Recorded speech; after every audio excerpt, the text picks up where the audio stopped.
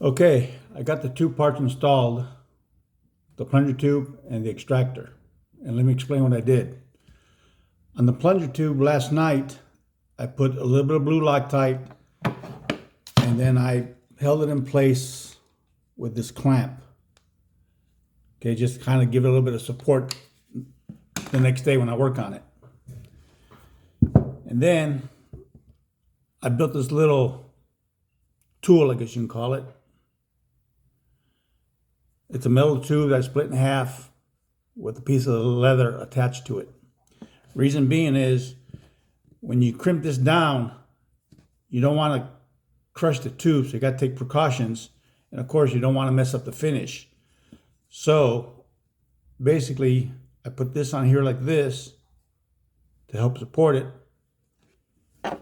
Using my tool here, I positioned the tooth and the hollow tube on the inside.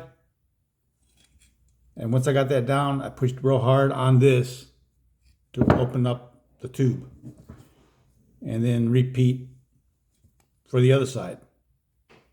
So now it's in there nice and secure. And then also, I took a little small file and made sure that there was nothing interfering here on the inside, just kind of make it a little bit flush. On the extractor, I had a little bit of problem. Being that my two drills want to accommodate the small drill bit, and with this, it just wasn't working. So once I tried this, it kind of indicated where on the little shaft we had to notch it. So I removed it with a small round file. I real carefully, a little bit at a time, notched away at that little shaft, just enough to where I can get the pin in. And of course, you want to put the pin in through this side. I got it all the way through. It maybe came out about a 1/16 of an inch. And then from there, I filed it to where the slide goes on nice and smooth.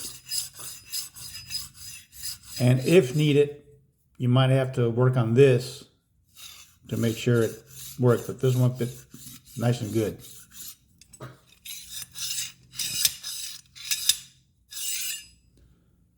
So next step is start the main spring housing with the springs, the internal parts, which is the trigger, and the internal parts.